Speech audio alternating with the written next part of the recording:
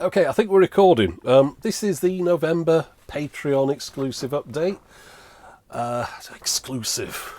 It's something brilliant, but I just put it out on Patreon because I think we could have a more adult chat than you could perhaps on YouTube, and this is something that I do for people on Patreon as a bit of an extra. It's not like up to perhaps the standard of a normal video, but some people like these kind of things, and it gives me a chance to go back over some stuff that I've done over the last few weeks and maybe elaborate or expand on a few items, which is almost impossible to do like any other way without something like this.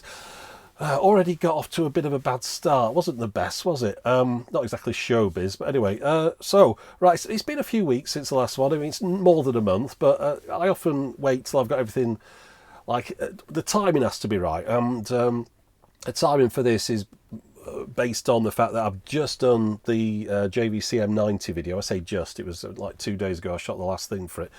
And all the lights and camera and everything set up for doing a section to camera. So it's an ideal opportunity just to carry on with things like that and then do this. And so over the last day and a half or so, I've kind of gone back and added some things on a list here, stuff that has cropped up over the last 6 weeks or so, 8 weeks maybe, basically things since the last time. So the videos that I put out since we last spoke were the Pocket Records.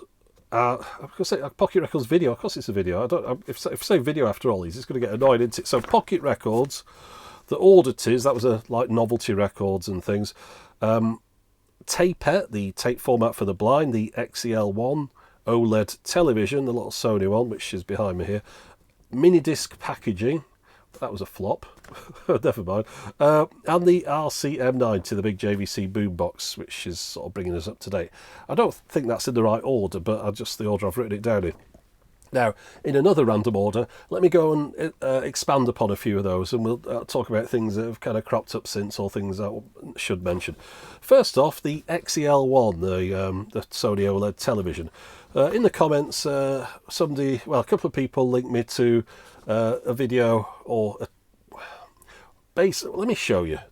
Just look out for the XEL1s in this clip. It's from Brazilian television. Now I'm going to bring you in on my iPad screen, and I think if I put number 3, it might go black for a bit, but don't worry about it. I haven't gone anywhere. I just need to press a couple of buttons. Jornal Nacional.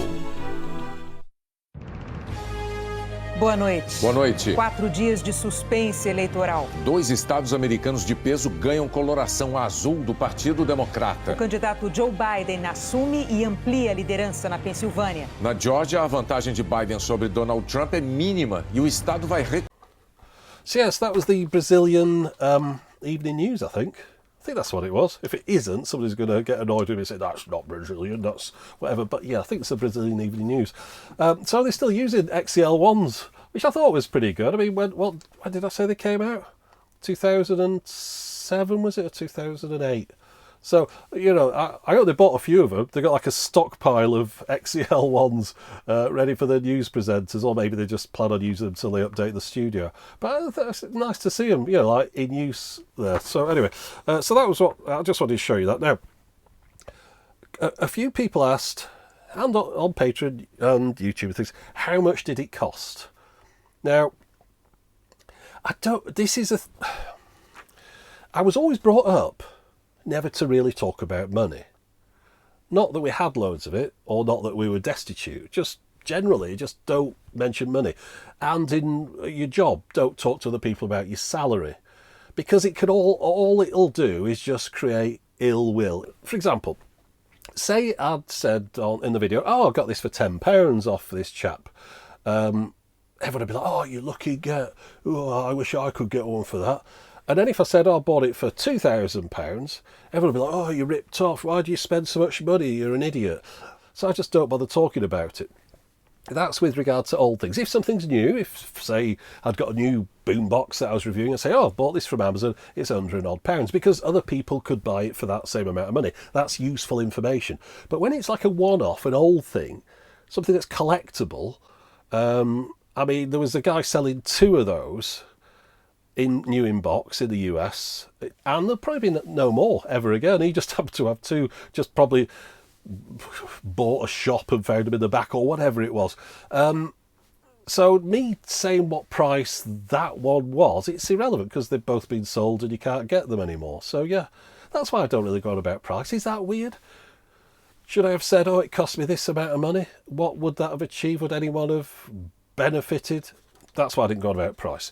But I just want to talk about, well, everything's what I want to talk about, isn't it? I mean, that's what I'm here for. I have a lot of redundant turns of phrase nowadays. I think I'm going a bit odd in my old age, right? But I wanted to bring this in. Let me put this on the screen now and bring myself in on camera one. There we go. Okay. This is... I don't know if I'm going too far with all this stuff. I might end up burning the room down with all these plugs in here. But anyway, this is a chap who this is a comment from the someone on the under the OLED video. I saw this once at FNAC in Greece, and remember the salesperson, who was an ex-colleague of mine, showed me an input to refill some kind of liquid for the OLED display. Does this have that? I don't remember very well though, but I remember seeing it. Maybe that was an inaccurate explanation from the salesman. Right, I've seen loads of things like this over the years. You know, people, I mentioned everything before, but where people used to say, oh, you don't want to get one of those plasma televisions. They need to be regassed every year or so. I mean, so plasmas need to be regassed and this OLED needs to be filled with liquid. I mean, it's kind of laughable, really, when you know how things work. But that guy's remembered that all these years, and it's stuck in his mind that somehow that little telly has a thing you open up and you pour liquid in it to keep it working. It's weird how these things start and then people remember them. But yeah, the plasma thing, for years I remember people saying that about plasma televisions. And talking of misinformation, there was one thing that the television on the back has information in French and English. So quite a lot of people in the comments said, oh, it was destined for Canada, or it's a Canadian model. Now, I don't live in the US, I don't live in Canada, but in the UK it's quite common to see things with multiple languages on, and whether it's destined for the UK or another country.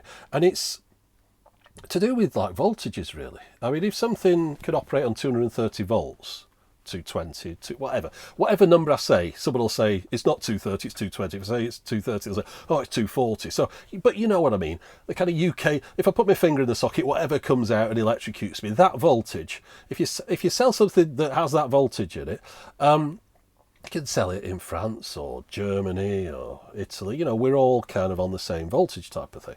You might just have to change the power lead that's inside the box. The television, the Sony XEL1, on the back had French and English, and in my head I just look at that and think, well, that's so you can sell it in North America, isn't it? But yeah, a lot of people said, oh, it was a Canadian model. Weird, isn't it? And I'll tell you why it wasn't. I got the instruction booklets out here. This one is in Spanish. This one, oh, it's the other way around. That was in French, that's in Spanish, and that's in English. And inside the box, as far as receipts go, sorry, not receipts, guarantees, I've got a guarantee in English, I've got one in French, and I've got another one that's got all information about Sony Mexico in it, sony.com.mx, and a little guarantee card there for Mexico. Policia de Garantía. Brilliant, I've got the best pronunciation there. But yeah, Sony de Mexico. So they were covering all the bases. They were just throwing every bit of paper in that box that they could do, and then they could sell them in the US, they could sell them in all over Canada. I believe there's some parts of Canada where things have to have a French in, but I'm no big expert. So, but yeah, you could sell them all over Canada, you could sell them all over the US, and you could sell it in Mexico as well. Why? It's going to run off 110 volts, and it's going to plug into the little socket on the wall, which is going to be the same, I think, for all of them. But anyway, so yeah, it's again jumping to the it's a Canadian one. Mentioning OLED though, I mentioned that I got screen burn, and somebody was slagging me off for that as well. And it's like, it's not my fault. I mean, there's 2 people live in this house, and I knew when I got this OLED television, which was only just about 5 years ago or so, maybe a bit less. It cost me that back then just over £4,000. It was ridiculous, but it was a 65-inch OLED LG 65EF 950V, which is known as the LG 65EF 9500 in other countries. 3D and all that kind of stuff. So I thought, right, this is it. I'm going to like spend, because my other telly had died, so I had to get a telly. I'd waited a while. There were like lines on the old one, and I thought I want an OLED, so I got this, put it on the wall, and I knew from day one, I'm not new to this, that OLEDs have issues with screen burn. So I set everything up so that it wouldn't have. I mentioned to the missus, don't leave anything on the screen too long, don't leave things on pause too long. But, over time, I was very conscious. If something was paused on the screen, I'd take it off and go back to live television and then bring it back in. But I'm sure the missus, when I wasn't around, had left stuff paused a little bit longer than I would have done. But not like overnight, not for days. I'm talking, I don't know, maybe 10 minutes here and there or something. But it's burnt that progress bar from Sky Television into the bottom of it. It's just normal usage, normal everyday usage has ruined that television. In less than 5 years, £4,000 down the toilet. You can't, the guarantee doesn't cover for burning or image retention, it just covers for things that go pop, Right, now the RCM90 video, the boombox, the reason I wanted to do that video in particular was because when I've been looking at those in the past, trying to research them, all the pictures are pretty terrible. Putting this video together was difficult because I wanted to get some nice clean pictures of different versions. And literally the highest res, sharpest image of an MC90 was off that LL Cool J record. Everything else online was like blurry crap, very low res, poor scans. I wanted to see how you got in one, and I spent a while looking for a video, and I found some guy at like some boombox meetup show, and he put together 3 really like 1-minute videos of some guy opening one up, but like really badly and shaky and kind of vertical, all the rest of it. And I looked, I thought, nobody's documented this thing properly. They go on about it being the king of boomboxes, and you get these replicas coming out. And yet, the original, there's very little of any quality about it that anyone in the future could go back and have a look at and think, oh yeah, that's what that did. That's how that worked. So I wanted to spend quite a bit of time getting some really nice, clean, clear images of it, and then going over every control, because I thought in 10 years or so there might not be any of those around, 20 years perhaps, and if it carries on as it is, then if anyone wants to learn about them, they'll just find a lot of blurry old images at like 640 by 480 that aren't worth looking at. So that's one of the things I wanted to do. The mini disc packaging video, right, okay, so that was just something I found interesting. I just wanted to make a quick video about it. I thought it would enable me to get a little bit ahead of myself. As it was, it ended up being a very complicated video to shoot. I say not complicated, we're not bringing in teams of experts or anything, but just like a lot of close-ups, a lot of shots. And somebody asked, isn't this a cheese sandwich video? What would constitute a cheese sandwich video? Well, I look back, and that video, that mini disc packaging video, it's got 90 different elements in it, edited together, for just that short, it's under 10-minute video. Maybe I made too much effort with it, but I just wanted to tell a little bit of a story, show something that I thought somebody might find interesting. Turned out nobody found it interesting. Well, not nobody, but a lot less people than normally. I had to look and try to find a video that has done as poorly. I had to look a couple of years back, and I think it was a dash cam video I did in 2018, which is why I kind of knocked those on the head, because just nobody cared about them anymore. It was a reasonable little dash cam, but it just did not get any views. It's still sitting around like a quarter of the views of any other video. So yeah, one of the reasons why will be because I put that video out midweek, and I had this idea with it being a little bit of a shorter video and not really that, it's not like groundbreaking. I thought, well, I'll put a little video out midweek and then do another one at the weekend. It's not me all for six, because it took so long to make that video. I thought it was just going to be like a quick afternoon or a day of a thing. It ended up being 3 or 4 days. That it didn't put me ahead. So, and then I felt the need to put it out midweek, because I thought if everyone has to wait till Saturday for this one, it's not really a big event. You know, oh, it's a new video this week. And it's like, is this it? So I thought I've got to put it out at a different time. Which then has knocked me behind because then I've had to put the M90 video out like almost a week earlier than I would have wanted to have something out at the weekend. And the reason I mention the weekend is because I think the weekend's when I get the views. People tend to watch my videos at the weekend. I put them out on the weekend, but based on putting that one out on a Wednesday and it flopped miserably, half of it's to do with the topic, half of it's just to do with people not really watching videos midweek, I suppose. I mean, people have got lives, haven't they? They've got stuff going on. They might be coming back from work, having their evening meal, sitting down watching what's on the telly. There's usually a few things during the week. And then going to bed, you know, and then like, the trouble is people don't go back and watch videos from days earlier. No, few people will do. Will go back and watch a video that came out on a Wednesday, that watch it on a Saturday, because there's so much stuff coming out all the time. It kind of tends to just get forgotten about, get pushed away, you know, and you're on to the next thing. And before you know it, that video's just been and gone. Most videos I've mentioned before have a kind of life of about 48 hours maximum. It'd be like somebody watching the Wednesday evening news on a Saturday. I can't imagine as many people do that. So yeah, a video tends to have almost as much of a longevity as an evening news show. So yeah, it was just a bad. I kind of cocked up. I did the wrong kind of video. I put it out at the wrong time, and now I'm a little bit behind. So I could maybe doing a couple of short videos or something, a couple of easy ones to try and get that week's buffer again, because I like having the Patreon video a week ahead or so of the release, because it gives me ample opportunity to fix it if there are things that are wrong with it. I'm not scrabbling around at the last minute. I can spend a bit of time just trying to get things right, and maybe sometimes I'll even like change the thumbnail and that kind of stuff, add the extra information about the chapters in, that kind of stuff. Someone was asking why the subtitles aren't showing on my videos. I don't know. All the settings are the same as they always were, but YouTube aren't automatically doing the subtitles. Now I could manually do them, but you manually do them based on what the automatic ones are, then you go and correct them. So I'd have to start from scratch, and I don't use a script. So I think it would take me a full day extra to add subtitles onto a video manually, and I just don't have that. I just don't have that day. You know, that day in the week. I'm shooting this now on a Sunday.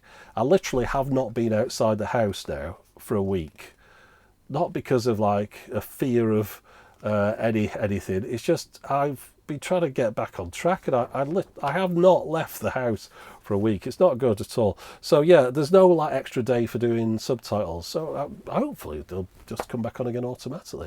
I haven't done anything. I looked through all the settings. Everything's where it should be. It should just be doing it. I think YouTube just doesn't like me anymore for some reason.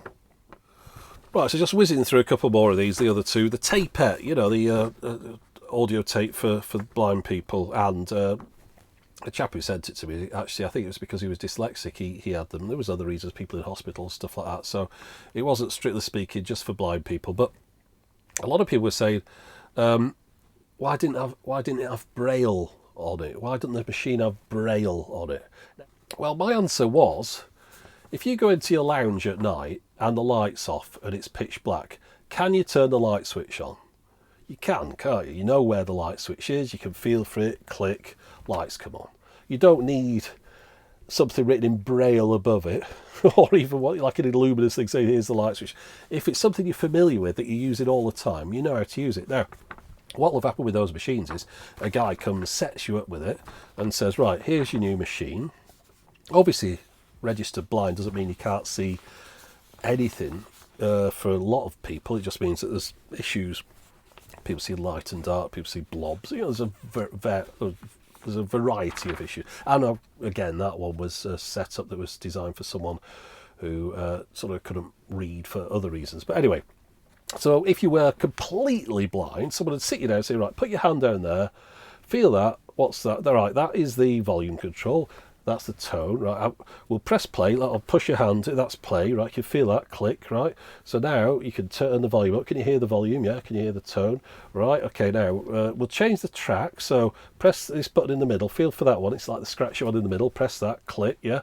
Right, okay, then we flip the tape over, feel for the whole, turn that around. Right, have you got it? Yeah, give them a few minutes and they go, right, so you know where everything, yeah, I can operate this is fine, no problem.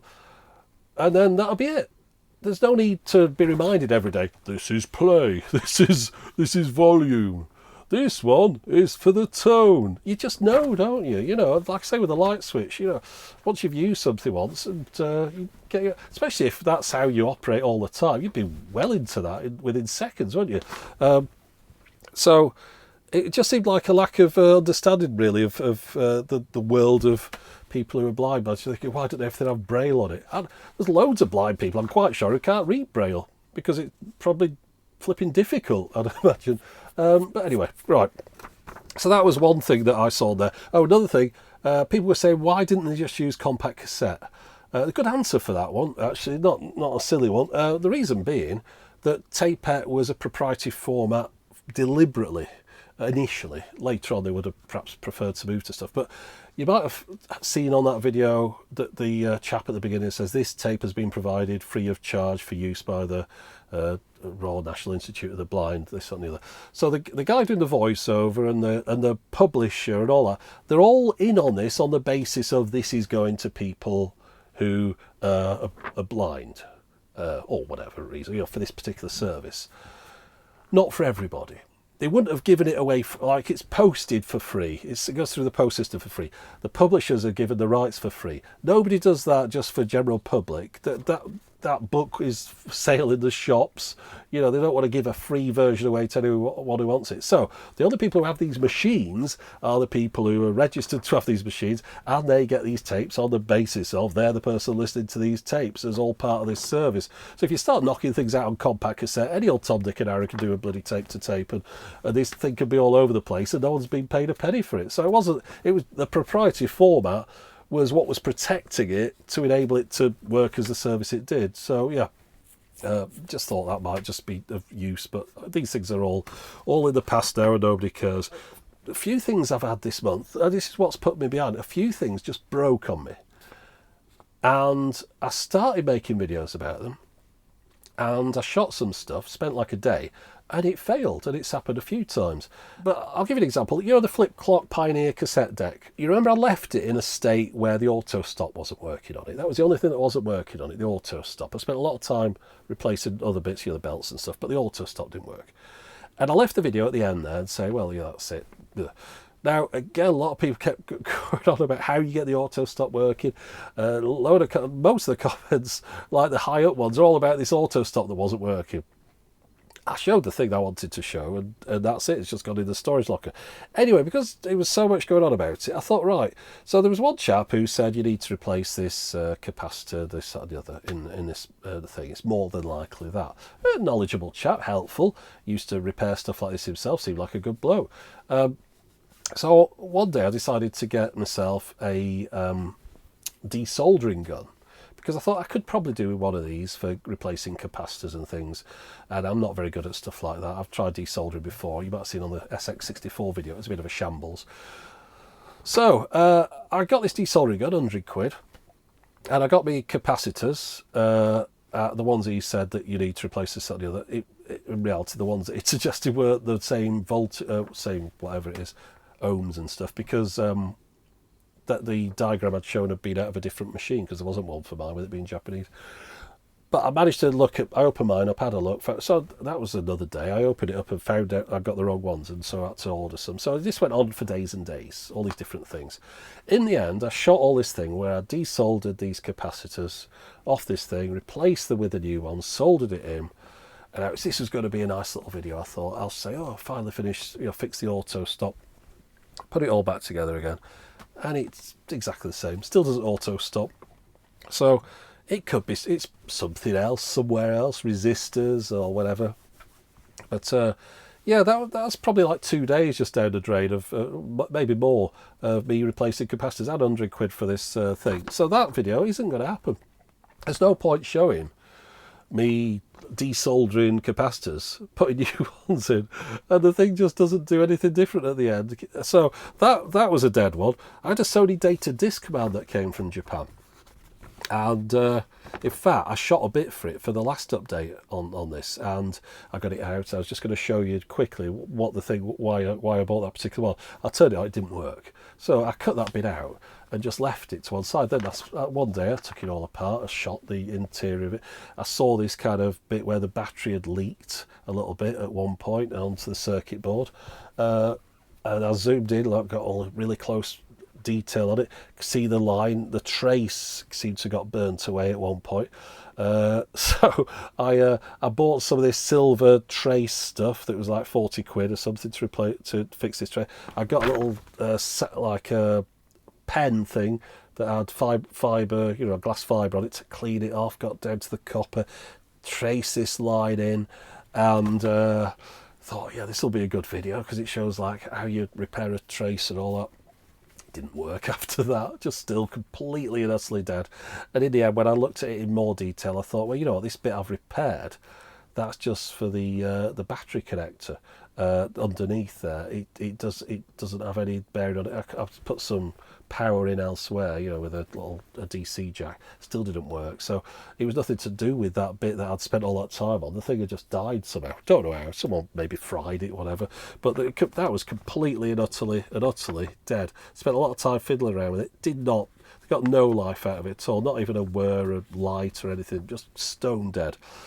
In the bin. Again, nobody'd like that story, so that's not happening. So yeah, I've had a lot of experience. I say a lot, I've had a few experiences like that, but they all put you behind like a couple of days. So I keep getting this, I thought, well, I won't do that, I'll do this one, then that happened again. So I've had a lot of bad luck with things this month. I think what I'm going to do at this point, I'm going to put an insert in here, which is a bit of a follow-up to the Uher reel-to-reel recorder. And I shot this section, it's 4 weeks ago now, with the intention of including it in this update. So skip to 4 weeks ago.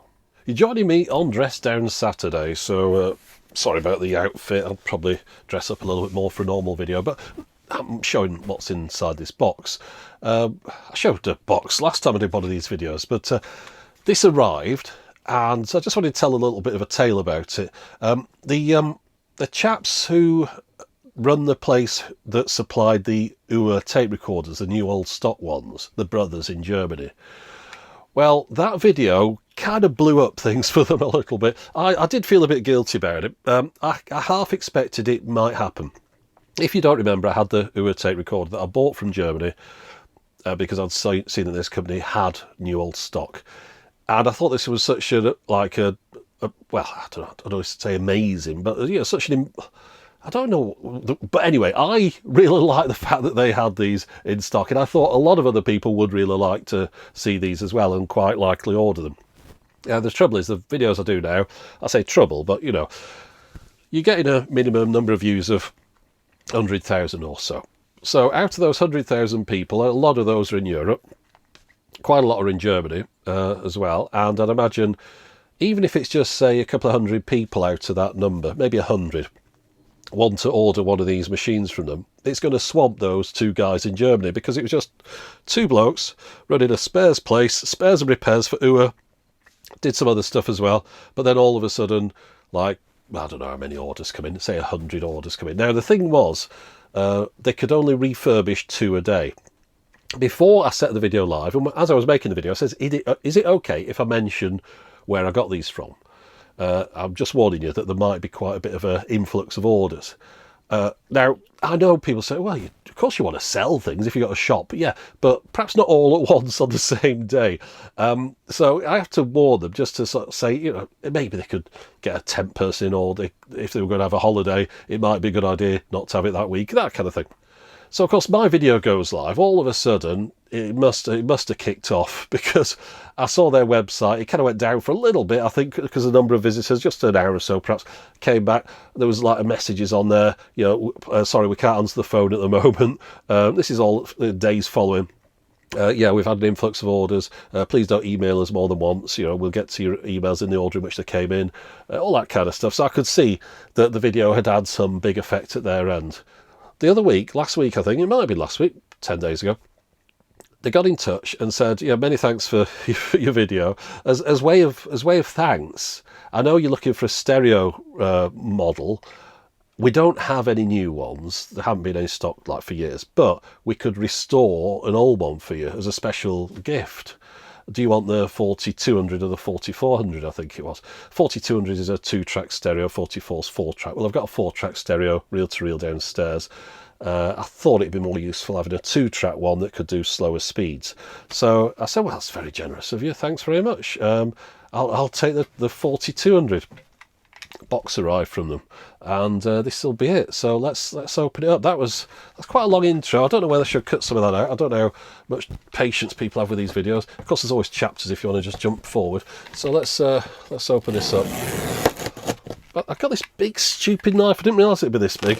I got it on Amazon thinking, oh yeah, I could do with a good knife. It's just a bit unwieldy, isn't it? I mean, they didn't have to do this at all. They could have just said, oh, you know, thanks very much. But no. Right, so, didn't have to say thanks very much, did they? After all, it did cause them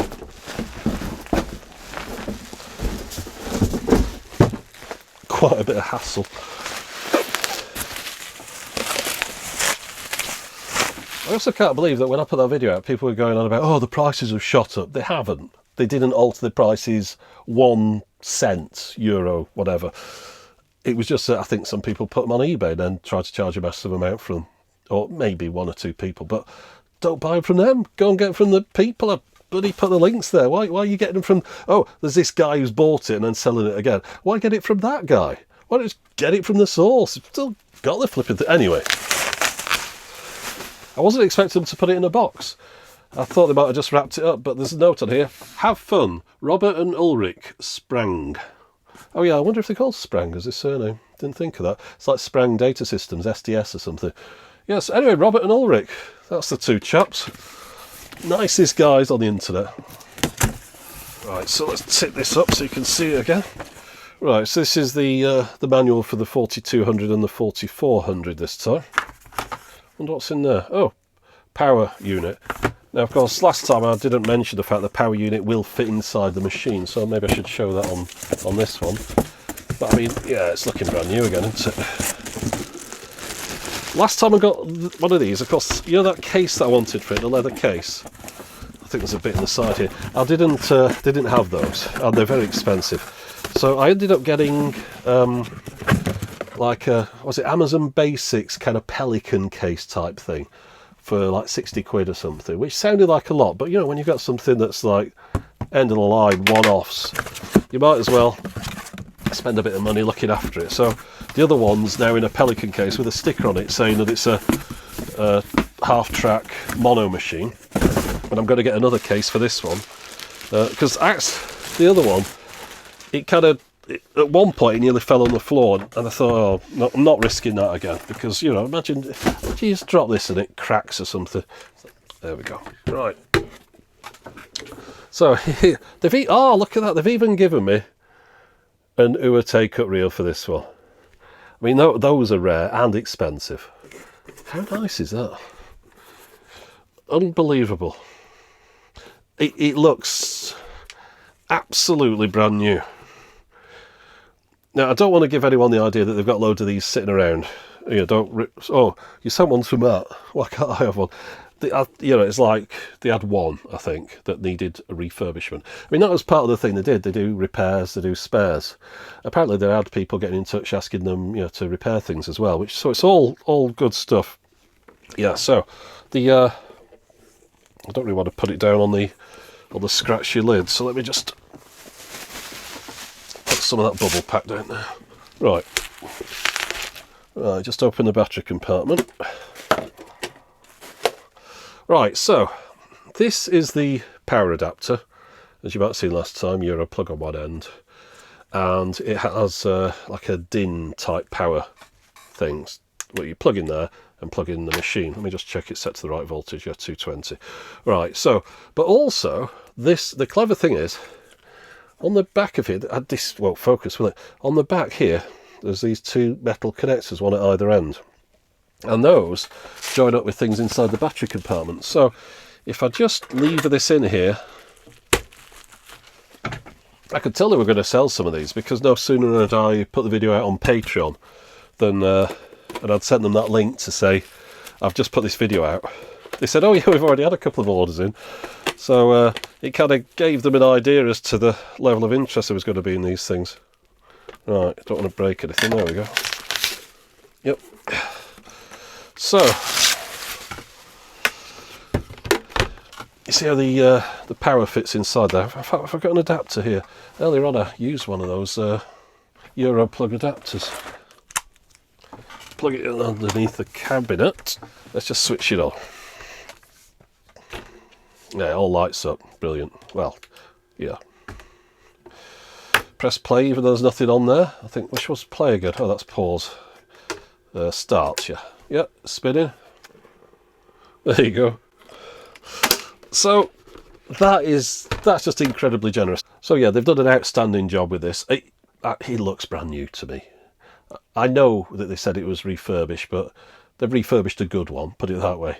Or they're very good at refurbishing really knackered ones. I don't know, that's part of the job, isn't it? But yeah, they'll have all the different bits. They could swap bits out. If there was like a broken lid, they could swap it, all that kind of stuff. So yeah, if you still want one of the mono ones, I don't know whether they'll have any left, but you can always have a look on their website. I'll put links in the video description under this, or on Patreon at least. Yeah, what generous chaps! Absolutely, proper stars. Old school as well. You can tell, their websites are like basic, but the customer service is top notch. I'd rather it was that way around than having a flashy website and there's nothing behind it. Anyway, back to me. Yes, that was really nice of them to send that over, and I've since put that one in another of those plastic OtterBox type cases. There was a nice bright orange one that was for sale on Amazon. It was cheaper than the Amazon Basics one, so I ordered one of those. These boxes where you got all that kind of sponge inside, the little cubes that you pull out to get it to fit your thing. So I got like one that just about fits it. So it's really nice in there. I've got the power adapter in the same thing, and I put like a sticker on it to tell me that that's the 4-track one, or I'd be able to remember because one's bright orange and the other one's black. But yeah, those are both in a storage locker now at the moment. I can't show you just because I didn't really have room to keep them in here. But if I ever need a 2-track or a 4-track tape machine that could do like one that's stereo, one that's mono, that both do slow speeds, it's like a 10-minute car ride away. Well, 20-minute round trip to go and get one. So there you go. Very nice of them to send that over. And they've still got some. I've had a look. Well, I had a look yesterday. They've still got some. So yeah, if you really do want one of the mono machines, they've still got some of those. I'm amazed they have. After all that, fuss. I wonder how many they had in the end. They must have had 100 boxes of them or something. Skip Intro. Remember Skip Intro? That chap with that channel who has VHD videos. He's. I believe that he's put the latest issue of Movies magazine up. I say the latest, volume 2 of Movies from March 1987. Now, if you don't remember, these are VHDs promoting what's coming out on VHD. So sometimes the dates aren't anything to do with what's out at the cinema. It was just out what was coming out on VHD. March 1987, coming out on VHD was... Coincidentally, I've also got this disc here as well. Just a coincidence. Ferris Bueller's Day Off, The Fly, The Colour of Money, Star Trek 4, and Captain EO. There's a bit about that in there. No people like things to do with Disney stuff. So, yeah. And again, flipping Howard the Duck again. Obsessed with trying to get people to watch that, weren't they? But yeah, so that's Movies Volume 2. Skip Intro's uploaded that. I'll have a link to that in the video description. But this wasn't good at all, was it? This was absolute rubbish. Sorry about that. I'll try better next time. Maybe it's just wasn't the right day to be shooting this. Maybe I'm a bit tired. Maybe I need to get outside.